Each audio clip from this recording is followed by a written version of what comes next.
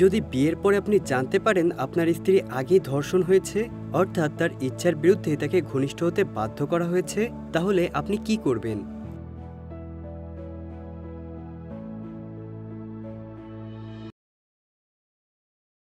এই যে ছেলেটাকে দেখতে পাচ্ছেন তার নাম হচ্ছে সত্যপ্রেম। প্রেম গ্র্যাজুয়েশন কমপ্লিট করার জন্য ওকালতিতে ভর্তি হয়েছিল, কিন্তু 3বার পরীক্ষা দিয়েও সে পাশ করতে পারেনি। আর তাই অবশেষে বিরক্ত হয়ে সিদ্ধান্ত নেয় আর পড়াশোনাই করবে না সে। তাই এখন সে সারাদিনই বাড়িতেই থাকে। প্রতিদিন সকালে উঠে প্রেম আর তার বাবা বাড়ির সব কাজকর্ম করতে শুরু করে। মানে যে কাজগুলো সাধারণত বাড়ির মহিলারা করে থাকে সেগুলো বাবা ছেলে মিলেই করতো। রান্নাবান্না থেকে শুরু করে বাসন মাজা, ঘর ঝাড়ু দেওয়া, এইসবই ছিল তাদের দৈনন্দিন কাজ। প্রেমের মা আর তার ছোট বোন সেজাল বাড়িতে মেয়েদেরকে নাচ শেখাতো, আর সেখান থেকেই অল্প কিছু ইনকামে তাদের পরিবার খুব টেনে হিচড়ে সংসার চালাচ্ছিল।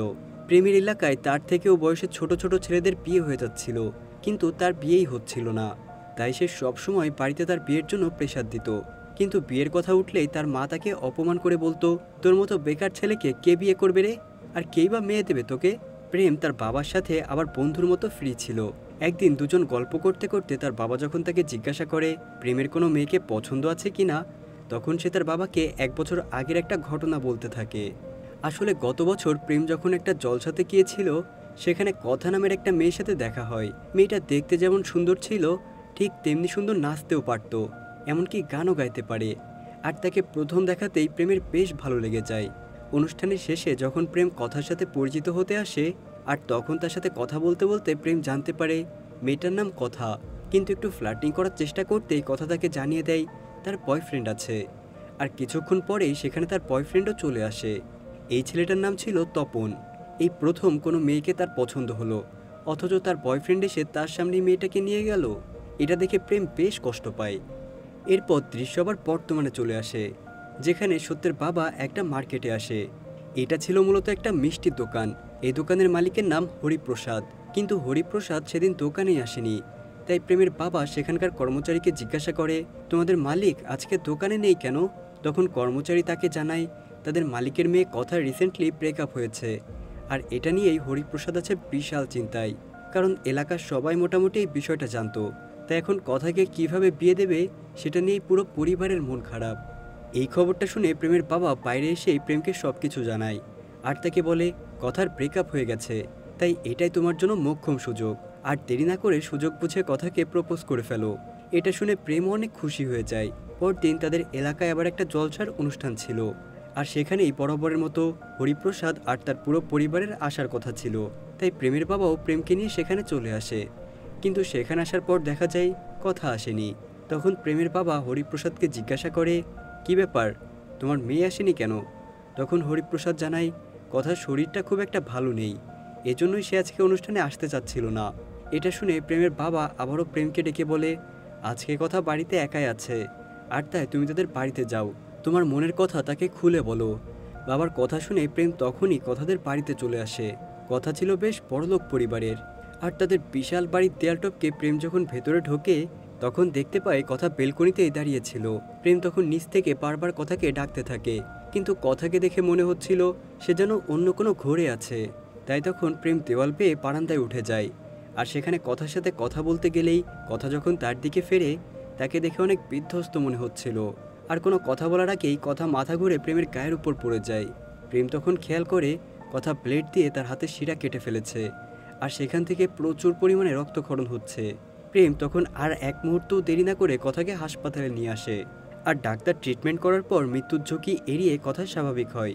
কিন্তু যখন প্রেম তার সাথে দেখা করতে যায়, কথা প্রেমের উপর রাগারাগি করতে থাকে। সে আসলে কেন বাঁচিয়েছে তাকে, তাকে কে বলেছিল বাঁচাতে? সে তো ইচ্ছে করেই মরতে যাচ্ছিল। আর ঠিক তখনই কথার বাবা মা তাকে দেখতে ছুটে আসে। কথার বাবা প্রেমকে দেখে জিজ্ঞাসা করে, তুমি কি কথার বন্ধু? প্রেম বলে, না। তখন কথার বাবা জিজ্ঞাসা করে, তাহলে তুমি আমাদের বাড়িতে কি করছিলে? তখন প্রেম তাকে সব কিছুই খুলে বলে যে আসলে সে কথাকে পছন্দ করে, আর তাকে ভালো লাগার কথা বলতেই তাদের বাড়িতে গিয়েছিল। প্রেমের কথা শুনে কথার বাবা কিছুটা অবাক হয়ে যায়, এটা আবার কেমন ছেলে? কিন্তু তারপরও ছেলেটা তার মেয়ের জীবন বাঁচিয়েছে, তাই সে তাকে কিছুই বলে না। এরপর আমরা দেখি যখন কথার বাবা তাকে দেখতে আসে, সেখানে সে কথাকে সান্ত্বনা দিয়ে উল্টো বকাবকি করতে থাকে। সে কথাকে বলে, তার এইসব উদ্ভট আচরণের জন্য তাদের মান সম্মান নষ্ট হচ্ছে, যেন সে মরে গেলেই ভালো হতো। কথার মা তখন তার বাবাকে নিয়ে বাইরে আসে আর তাকে বলে, একটা ভালো ছেলে দেখে কথার বিয়ে দিয়ে দাও। কিন্তু তার বাবা বলে, এলাকার সবাই কথার ব্রেকআপের কথা জেনে গেছে, আর সেই সাথে এখন তার পেছনের কথাও সবাই জেনে যাবে। তখন কে বিয়ে করবে? কয়েকদিন পর যখন কথা সুস্থ হয়ে বাড়ি ফিরে আসে, তখন দেখা যায় প্রেম ফুল নিয়ে তাকে দেখতে আসে। আর এখানে সে কথাকে বেশ কিছু মোটিভেশনাল কথাবার্তা বলতে থাকে। যেমন সে কথাকে বলে, এরপর যদি কখনো তোমার মরতে ইচ্ছা করে, তাহলে নিজের ক্ষতি না করে যার জন্য মরতে ইচ্ছা করছে তাকে গিয়ে মেরে ফেলবে। আর তাকে মারতে যদি কারো সাহায্য লাগে, তাহলে আমাকে ডাক দিও, আমি সবসময় তোমার পাশে আছি। এগুলো বলে প্রেম সেখান থেকে চলে যায়। কিন্তু আড়াল থেকে প্রেমের কথাগুলো কথার বাবা শুনে ফেলে, আর সে প্রেমের উপর বেশ ইমপ্রেস হয় তার মেয়েকে এভাবে সাপোর্ট করার জন্য। পরদিন দেখা যায় কথার বাবা আর তার মা প্রেমদের বাড়িতে আসে তাদের মেয়ের বিয়ের প্রস্তাব নিয়ে। মেয়েকে তারা প্রেমের সাথেই বিয়ে দিতে চায়। আর প্রেমের বাবা মা তো শুনে বেশ অবাক হয়ে যায়। তারা ভাবে, এত বড় ঘরের মেয়েকে তারা বেকার প্রেমের সাথে বিয়ে দেবে? কিন্তু প্রেম এটা দেখে তো ভীষণ খুশি হয়ে যায়। সে কথার বাবাকে আলাদা ডেকে নিয়ে বলে, কথা যে সুইসাইড করার চেষ্টা করেছিল সেটা যেন তার বাবা মাকে না জানানো হয়। এটা শুনলে তার বাবা ভাবতে পারে যে কথার মাথায় হয়তো সমস্যা আছে। আর প্রেম তখন আরও বলে, আপনি কি আমার ব্যাপারে ভালোভাবে খোঁজ নিয়েছেন? আমি কিন্তু কোনো কাজ টাজ করি না। এটা শুনে কথার বাবা তাকে বলে, তুমি আমার মেয়েকে বিয়ে করলে, আমার মেয়ে আর ব্যবসা দুটোই তোমাকে সামলাতে হবে। এটা শুনে প্রেম তো আরও বেশি খুশি হয়ে যায়। কিন্তু তারা যখন বাড়ি ফিরে আসে আর কথা জানতে পারে যে প্রেমের সাথে তার বিয়ে ঠিক হয়েছে, ঠিক তখনই সে তার বাবা মায়ের উপর রেগে যায়। কারণ তার বিয়ে ঠিক করে এসেছে, অথচ কেউ তাকে জিজ্ঞাসা করেনি। তখন কথার বাবা তাকে ভয় দেখিয়ে বলে, তুমি যদি এই বিয়েতে রাজি না হও, তাহলে আমি তোমার মতো নিজের হাতে শিরা কেটে আত্মহত্যা করব। আর তখন বাধ্য হয়ে কথাকে তার বাবার কথা মেনে নিতে হয়। আর কিছুদিন পরেই আমরা দেখতে পাই বিশাল ধুমধাম করে প্রেম আর কথার বিয়ে হচ্ছে। কথা মনে মনে এই বিয়েতে একদমই রাজি ছিল না, কিন্তু তার বাবার জন্য তাকে মনের বিরুদ্ধে বিয়েটা করতে হয়। কিন্তু অন্যদিকে প্রেম তো তার পছন্দের মেয়েকে বিয়ে করতে পেরে বিশাল খুশি। আর তার বাড়ির সবাইও অনেক হাসি মুখে কথাকে বরণ করে নেয়। প্রেমের কোনো প্রাইভেট রুম না থাকায় তাদের উপরের যে রুমটা মেয়েদের নাচ শেখানো হতো, সেখানেই তাদের ফার্স্ট নাইটের আয়োজন করা হয়। প্রেম তাদের ফার্স্ট নাইট নিয়ে কত রকমের স্বপ্ন দেখেছিল, কিন্তু তার স্বপ্নের উপরে কথা পানি ঢেলে দেয়। সে অন্যদিকে ফিরে ঘুমের ভান করে শুয়ে থাকে। আর প্রেমও তার ভাব ভালো না দেখে তাকে আর ডিস্টার্ব করে না। কিন্তু মাঝরাতে হঠাৎ করেই কথার ঘুম ভেঙে যায়। সে উঠে দেখতে পায় প্রেম অনেক জোরে জোরে নাক ডাকছে। তার নাক ডাকার শব্দে কথা ঘুমাতেই পারছিল না। তাই সে প্রেমকে ডেকে তোলে। আর কথা যাতে ভালোভাবে ঘুমাতে পারে, এজন্য প্রেম তখন বালিশ নিয়ে তার বাবার রুমে চলে যায়। পরদিন সকালেই প্রেম ডাক্তারের কাছে আসে তার নাক ডাকার সমস্যা ঠিক করতে। এমনকি সে ইউটিউব থেকে বিভিন্ন ভিডিও দেখে প্র্যাকটিস করতে থাকে কিভাবে নাক ডাকার সমস্যা বন্ধ করা যায়। কিন্তু এত চেষ্টার পরেও ঘুমানোর সময় সে ঠিকই নাক ডাকতো, আর বারবার কথার ঘুম ভেঙে যেত। এজন্য প্রায় প্রতিদিনই তাকে রুম থেকে বের হয়ে যেতে হতো। আর এভাবেই বেশ কয়েকটা দিন চলার পর একদিন প্রেম সাহস করে কথাকে বলে, যদি তারা এইভাবে দূরে দূরেই থাকে, তাহলে তাদের ভবিষ্যৎ প্রজন্ম কিভাবে এই দুনিয়ার মুখ দেখবে। আর তখন কথা প্রেমকে বলে, আমার শারীরিক চাহিদার প্রতি কোনো টান নেই, আর এজন্যই তার বয়ফ্রেন্ডের সাথে তার ব্রেকআপ হয়েছে। এটা শুনে প্রেম অনেক কষ্ট পায়। সে বিয়ে করেছে, কিন্তু স্ত্রীর কাছে স্বামীর যেই অধিকার থাকে সেটা থেকে সে বঞ্চিত হচ্ছে। আর একটা ছেলের জন্য এর থেকে বেশি কষ্টের আর কী বা হতে পারে। কিন্তু আসলে কথা প্রেমকে এগুলো বলে যাতে সে তার থেকে দূরে থাকে। আর পরদিন প্রেম শ্বশুরের দোকানে সে তার সাথে রাগারাগি করতে থাকে। সে চিল্লিয়ে চিল্লিয়ে বলতে থাকে বিয়ের আগে কেন তাকে সত্যটা জানানো হয়নি। কথার বাবা এইসব কিছু শুনে তো একদম অবাক হয়ে যায়, কারণ আসলে তো এমন কোনো কিছুই ছিল না। তাই কথার বাবা তখন প্রেমকে বোঝাতে চেষ্টা করে যে, দেখো, কিছুদিন আগে কথার ব্রেকআপ হয়েছে, এরপর সে একবার সুইসাইড করতেও গিয়েছিল। তার মানে সে মানসিকভাবে স্বাভাবিক নেই। তুমি নিজে তাকে বাঁচিয়েছো, আর তাই হয়তো সে তোমাকে দূরে রাখার জন্যই এইসব কথা বলেছে। তুমি কথাকে সময় দাও, তাকে তোমার সাথে ধীরে ধীরে কমফোর্টেবল বানাও, দেখবে সব কিছু ঠিক হয়ে গেছে। আর শ্বশুরের কথা শুনে প্রেম নিজেও বুঝতে পারে যে হয়তো তার শ্বশুরমশাই ঠিক কথাই বলছেন।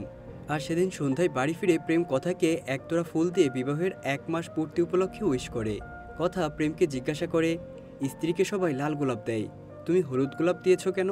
প্রেম তখন বলে, আমি আগে তোমার বন্ধু হতে চাই, এর জন্যই হলুদ গোলাপ। আর এই কথাটা কথার অনেক ভালো লাগে। প্রেম তখন বলে, যেহেতু আমরা এখন বন্ধু, তাই বন্ধুর সাথে তো ঘোরাঘুরি করাই যেতে পারে। আর তার এই প্রস্তাবে কথাও রাজি হয়ে যায়। এরপর থেকেই তারা দুইজনে বিভিন্ন জায়গায় আর রেস্টুরেন্টে ঘোরাঘুরি করতে শুরু করে। প্রেম কথাকে বেশ সময় দিতে থাকে। আর ধীরে ধীরে তারা দুইজন দুজনকে বুঝতে শুরু করে। আর আস্তে আস্তে প্রেমকে কথার ভালো লাগতে শুরু করে। আর এভাবেই একদিন রাস্তায় যখন প্রেম কথাকে নিয়ে হাঁটতে বের হয়েছিল, তখন একটা ল কলেজ দেখে প্রেম সেদিকে ঢিল মারতে থাকে। কথা যখন এর কারণ জিজ্ঞাসা করে, প্রেম বলে, এই কলেজ আমাকে পাশ করতে দেয়নি। এটা শুনে কথা বলে, এতে কলেজের কোনো দোষ নেই, দোষ তোমার, কারণ তুমি মন দিয়ে পড়াশোনা করোনি। কথা তখন প্রেমকে বলে, তুমি আবারও পরীক্ষা দাও, আর এবার নিশ্চয়ই পাশ করে যাবে। কিন্তু প্রেম বলে, এখন আর পরীক্ষা দিয়ে কী লাভ, আমি তো তোমার বাবার ব্যবসা দেখছি। তখন কথা বলে, যৌতুকে পাওয়া ব্যবসা আর নিজের ক্যারিয়ার নিজে দাঁড় করানোর মধ্যে অনেক পার্থক্য আছে। এটা শুনে প্রেম বুঝতে পারে কথা আসলে ঠিকই বলেছে। তাই পরদিন সে কথাকে নিয়ে কলেজে আসে পরীক্ষার ফর্ম পূরণ করতে। কিন্তু ফর্ম পূরণ করার পর প্রেম কথাকে বলে সে যে আবার পরীক্ষা দিচ্ছে এটা আগে থেকে কাউকে না জানাতে, কারণ সে চায় না কেউ এইসব নিয়ে মজা করুক। কথা তখন বলে, তুমি কোনো টেনশন নিও না, আমার বিশ্বাস এবার আর তুমি ফেল করবে না। এরপর কলেজ থেকে বের হয়ে তারা দুইজনে বেশ ভালো একটা সময় পার করে। আর সেদিন রাতে ঘুমাতে যাওয়ার আগে কথা তাকে বলে আজকে একসাথে ঘুমাতে। আর যখন তারা রাতে একই বিছানায় শুয়েছিল, প্রেম কথাকে জিজ্ঞাসা করে, তুমি আগে যে তোমার সমস্যার কথা বলেছিলে সেটা কি আসলেই ঠিক? তখন কথা বলে, আমি আগের দিন তোমাকে মিথ্যা কথা বলেছিলাম, আমার আসলে এরকম কোনো সমস্যা নেই। আর প্রেম এটা শুনে অনেক খুশি হয়ে যায়। খুশিতে তো সে একদম লাফ দিয়ে ওঠে। সেদিন রাতে কথা নিজে থেকেই প্রেমকে কাছে টেনে নেয়। তারা যখন ঘনিষ্ঠ মুহূর্ত কাটাচ্ছিল, তখন হঠাৎ করে কথা অদ্ভুত আচরণ করতে শুরু করে। কথার মুখ দেখে মনে হচ্ছিল সে অনেক বেশি ভয় পেয়ে আছে।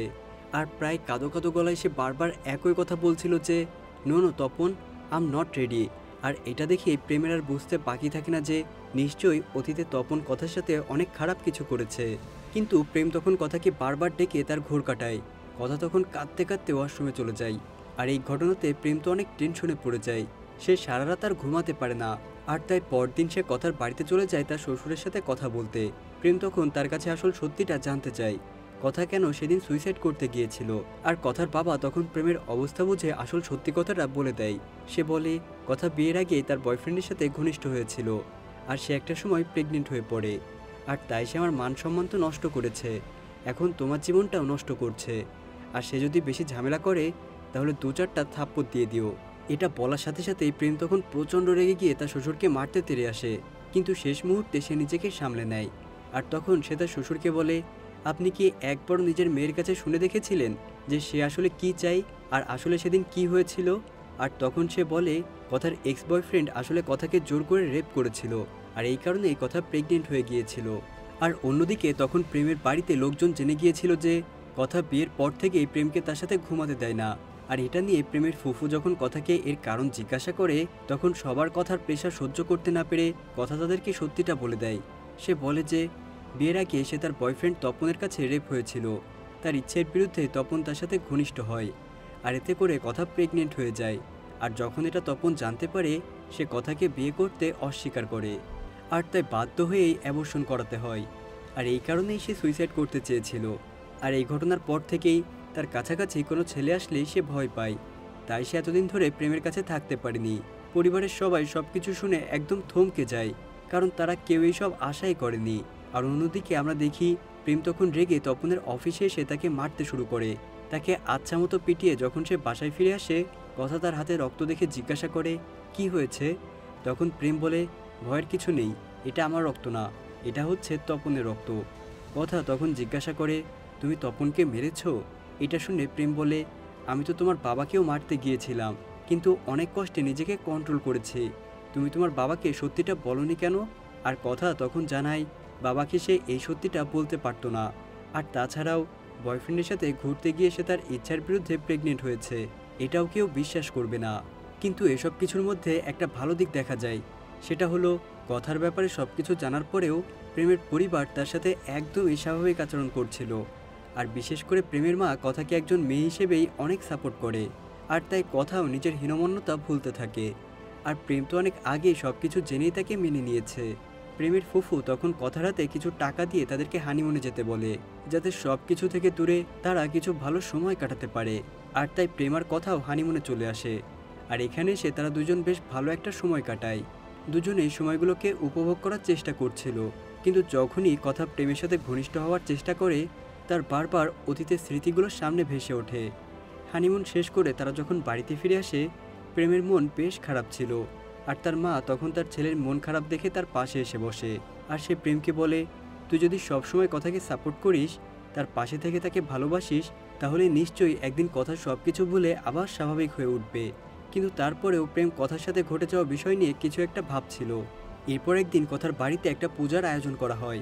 আর সেখানে প্রেম একটা ফাইল নিয়ে আসে। আর সে কথাকে সেই কাগজে সাইন করতে বলে। কথা যখন জানতে চাই এটা কিসের ফাইল, প্রেম তখন জানায় সে তপনের নামে রেপ কেস করবে। কিন্তু পেছন থেকে প্রেমের বাবা এটা শুনতে পেয়ে তাকে ডেকে বলে, কেস করে কোনো লাভ হবে না, কারণ কথা নিজের ইচ্ছেতেই বয়ফ্রেন্ডের সাথে ডেটে গিয়েছিল।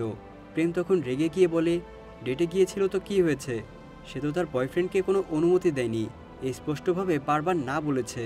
আর কোনো মেয়ে যদি না বলার পরেও তার সাথে জোরজবস্তি করা হয়, তাহলে সেটা অবশ্যই একটা ক্রাইম। আর ক্রাইম করলে অবশ্যই তাকে শাস্তি পেতে হবে।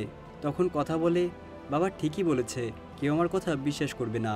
আর আমি কাউকে কিছু বিশ্বাস করাতেও চাই না। আমার কাছে তুমি ইম্পর্টেন্ট, তুমি বিশ্বাস করেছো, এটাই আমার জন্য যথেষ্ট। কিন্তু প্রেম কারো কথাই শুনতে চায় না। সে জিদ করে বসে আছে যে তপনকে যে করেই হোক সে শাস্তি দিয়েই ছাড়বে। আর প্রেম বলতে থাকে যে সমাজে এমন আরও অনেক মেয়ে আছে যারা ভয়ে এই ব্যাপারে মুখ খুলতে পারে না, আর সেই কারণেই অপরাধীরা ছাড়া পেয়ে যাচ্ছে। আজকে যদি তপনের শাস্তি হয়, তাহলে বাকি সব মেয়েরাও তাদের বিচার পাবে। আর এইসব বলে প্রেম কথাকে বারবার রাজি করানোর চেষ্টা করে। অবশেষে তার কথা শুনে কথা সেই কেস ফাইলে সই করে দেয়। আর এরকম একটা সেন্সিটিভ ম্যাটারেও প্রেমকে তার পাশে থাকতে দেখে কথা বেশ খুশি হয়ে যায়। আর তারা দুইজন তখন হাসি খুশিভাবে একসাথে এসে পূজা করতে শুরু করে। পরবর্তীতে দেখা যায় কেস করার কারণে পুলিশ এসে তপনকে অ্যারেস্ট করে নিয়ে যাচ্ছে। আর এরপর কোর্টে সাক্ষী প্রমাণের ভিত্তিতে তপনের শাস্তি হয়। এতদিনে কথাও মানসিকভাবে আগের থেকে অনেক সুস্থ হয়ে উঠেছে। আর ঠিক এমন একটা মোমেন্টের মাধ্যমেই আমাদের আজকের গল্পটা এখানেই শেষ হয়ে যায়। কিন্তু গল্পটা আমাদেরকে অনেক কিছু শিখিয়ে দেয়। আসলে স্বামী স্ত্রীর সম্পর্কটা যে শুধুমাত্র শারীরিক নয়, এটা একটা আত্মার বন্ধন, যেখানে একজন অন্যজনের পাশে জীবনের শেষ পর্যন্ত থাকবে। আর এটাই হওয়া উচিত। এরকম অনাকাঙ্ক্ষিত অনেক পরিস্থিতির শিকার আমরা অনেকেই হই, কিন্তু অন্য কেউ যখন এমন পরিস্থিতির শিকার হয়, আমরা তাকে নানান অজুহাতে দোষারোপ করি। কিন্তু এটা না করে আমাদেরকে একে অপরকে ভালোবাসতে হবে, সম্মান করতে হবে, আর সবথেকে বেশি বোঝার চেষ্টা করতে হবে। তো সবার জন্য একরাশ ভালোবাসা নিয়ে আজকের মতো বিদায় নিচ্ছি। দেখা হবে নতুন কোনো গল্পে।